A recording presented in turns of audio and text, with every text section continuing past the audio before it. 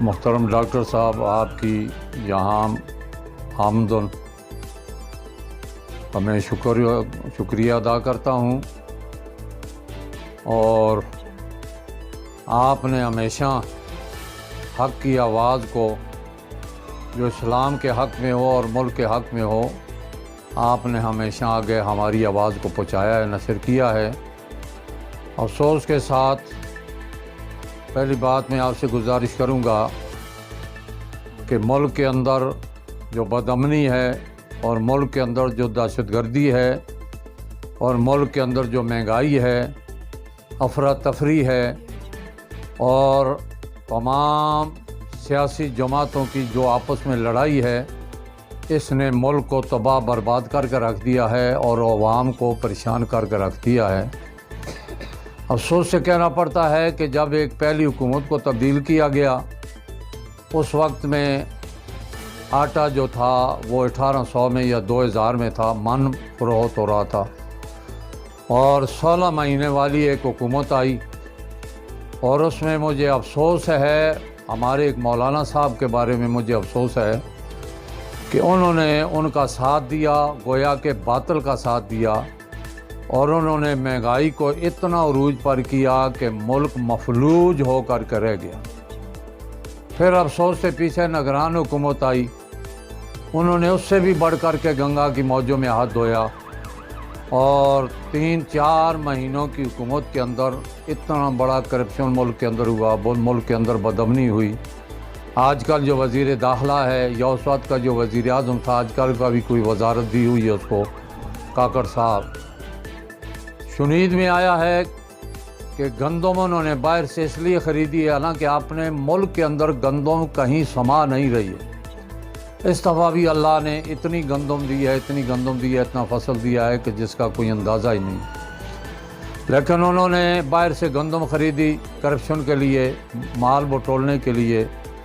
اور بتایا جا رہا ہے، اور اخبارات کے اندر ٹی وی پر بھی اس بات کا مطالبہ ہوا ہے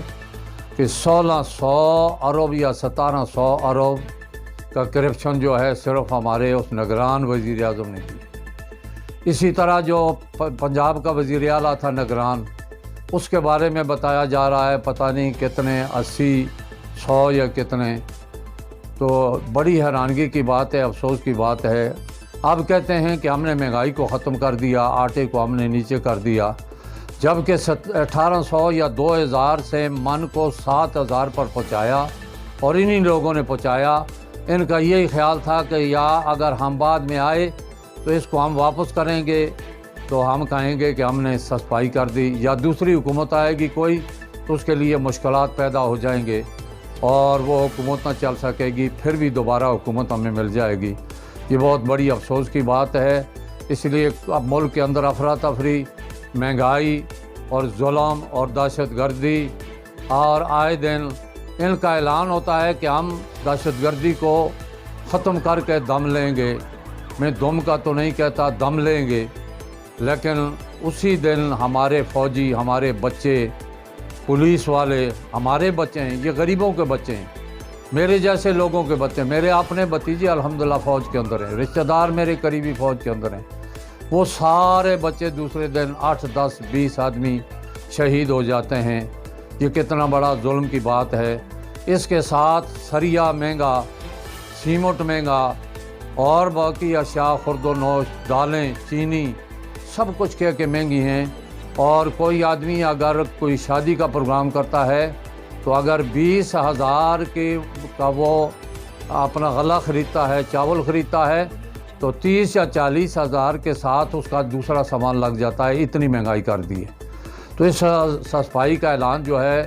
یہ قوم کے منہ میں اونٹ کے زیرے کی طرح ہے، بہت بڑا دھوکہ ہو رہا ہے۔ لہٰذا ہمارا یہ مطالبہ ہے کہ سریا سستا کیا جائے، سیمنٹ سستا کیا جائے، کیوں کہ سیمنٹ اور سستا مہنگا ہونے کی وجہ سے کم از کم کروڑوں مزدور جو ہیں بے روزگار ہیں، اور لاکھوں مستری بے روزگار ہیں، اور کوئی کام مجبور آدمی بھی اپنا کام نہیں کروا سکتا، الا یہ کہ وہ جو لوگ کام کرواتے ہیں یا تو وہ کالا دھندا کرنے والے ہیں یا کرپشن کرنے والے ہیں یا حکومت کے اندر لوٹ گھسوٹ کرنے والے ہیں وہی لوگ کام کرا سکتے ہیں۔ تو ہمارا یہ مطالبہ ہے کہ ملک کے اندر خلافت راشدہ کا نظام نافذ کیا جائے اور قومی حکومت بنائی جائے، اور یہ آپس میں جو سیاسیوں کی لڑائی ہے اس لڑائی کو ختم کیا جائے۔ ان کی لڑائی نے ملک کو تباہ برباد کر کے رکھ دیا ہے، اور یہ لڑائیاں ختم کی جائیں۔ ہمارا یہ مطالبہ ہے بھرپور۔ کہیں ایسا نہ ہو جائے کہ ملک کے اندر خانہ جنگی شروع ہو جائے، یہ ملک تباہ برباد ہو جائے، اور خانہ جنگی جب شروع ہو جائے گی، جیسے افغانستان کے اندر خانہ جنگی ہوئی، تو وہاں کے بڑے بڑے بادشاہ اور اپنے آپ کو شہنشاہ کہنے والے درختوں کے ساتھ لٹکا کر کے ان کو پھانسی دیا گیا۔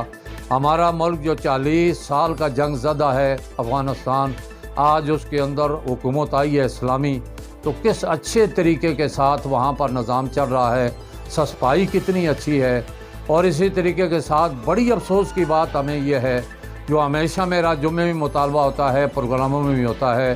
کہ فلسطین پر آگ برسائی جا رہی ہے۔ یہ کتنے برکت والے دن جا رہے ہیں، خلیل اللہ ذبیح اللہ کے دن جا رہے ہیں۔ اللہ نے ان دنوں کی، ان راتوں کی قسم اٹھائی ہے قرآن کے اندر، ان کے اندر بھی فلسطین کے مسلمانوں پر جو ظلم ہو رہا ہے، پاکستان سمیت، سعودیہ سمیت اور ترک سمیت، کوئی بھی ملک، کوئی بھی حکمران نہیں بول رہا اس بات پر۔ ہمارا یہ مطالبہ ہے کہ اپنا منہ کھولو، یہ تمہاری جو گنگا پنی ہے اس کو ختم کرو، اور امریکہ سے مطالبہ کرو کہ اس جنگ کو فوری بند کیا جائے۔ اگر نہ بند کیا جائے گا تو ہم پھر پورے ملک کے اندر کوئی امریکے کا اور کوئی وہاں اسرائیل کا اور کوئی یہودی ہمیں یہاں نظر آئے گا تو ہم ان سے جنگ کریں گے، اپنے ملک سے ان کو نکالیں گے، اپنے ملک کے اندر نہیں چھوڑیں گے۔ اور جو ہمارے اپنے لوگ ہیں بیرون ان کے ملک کے اندر ہیں، ان سے یہ گزارش کروں گا کہ اپنے ملک کے اندر آؤ اور یہاں آ کر کاروبار کرو، مزدوری کرو، ٹوکری اٹھاؤ، لیکن اپنا ملک ہے، ہم یہ برداشت نہیں کر سکتے۔ اب یہ فلسطین کا مسئلہ ہماری برداشت سے باہر ہو چکا ہے۔ کہیں خانہ جنگی پوری دنیا کے اندر اور جنگ عظیم نہ شروع ہو جائے، لہٰذا پاکستان، سعودیہ عرب اور ترک، یہ سارے میرے مطالبات ہیں تمام مسلم ممالک سے ہیں کہ فی الفور امریکہ کو اس بات پر مجبور کیا جائے کہ فلسطین پر جو آگ برسائی جا رہی ہے اس آگ کو ختم کیا جائے۔ وما علینا الا البلاغ۔ ڈاکٹر صاحب آپ کا بھی بہت بہت شکریہ۔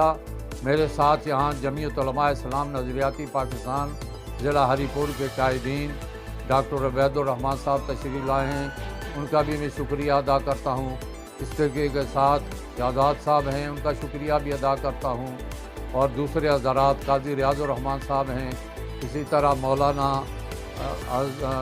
علامہ عزیز الحق صاحب، ان کا بھی شکریہ ادا کرتا ہوں، اور دوسرے بھی جتنے حضرات آئے ہیں ان سب کا شکریہ ادا کرتا ہوں۔ اللہ رب العزت ہمارا حامی اور ناصر ہو۔ ہم دیکھ رہے ہیں کہ یہ حکمران کیا کر رہے ہیں، اگر انہوں نے کوئی فیصلہ نہ کیا تو انشاءاللہ فیصلے